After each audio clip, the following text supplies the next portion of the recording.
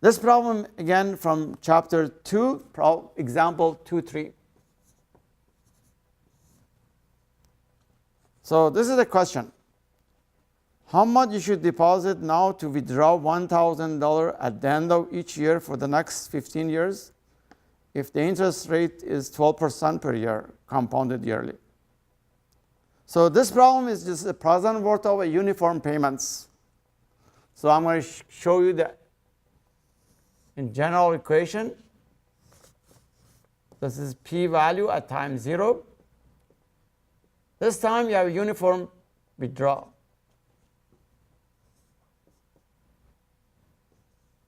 So this is A, this is A. So the uniform payment of A and A continue this for n period. So the general equation for this problem is P equal to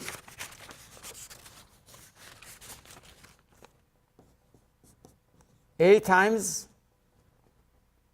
1 plus I to the n minus 1 over I times 1 plus I to the n.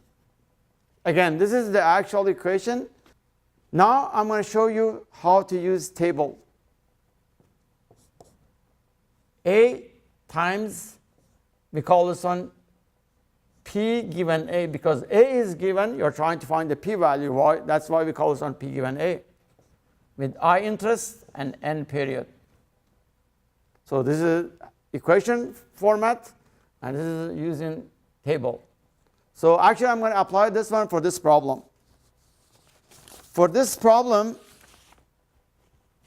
my A value is 1,000, and the number of period n is 15. So A is 1,000. So this is the cash flow diagram for this problem. So I'm going to show you how to use the actual equation. P is going to be equal to 1,000 times 1 plus I, which is, by the way, the interest rate for this one is 12% per year.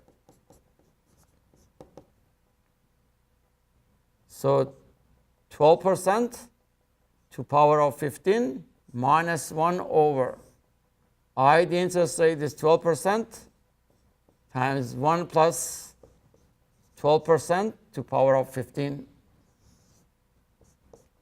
If you do this calculation, you will get $6,810.86. So it means you have to deposit $6,810.86 in order to be able to withdraw $1,000 every year uniformly from year 1 to year 15. Now, I showed you using the equation. As you can see, it requires a good amount of calculation. Now I'm going to show you how to do it using table.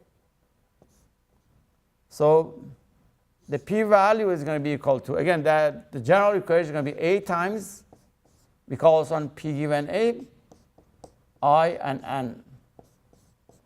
The A is 1,000.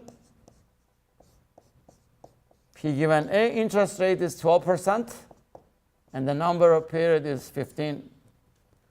This time you're going to go to table at the end of your book, page 611. Now that's for interest rate of 12%. You're going to go under column P given A. They call this one P given A factor. And for the number of period, N is equal to 15. You should get 6.8109 here. If you multiply this one by 1,000, you should get 6,000.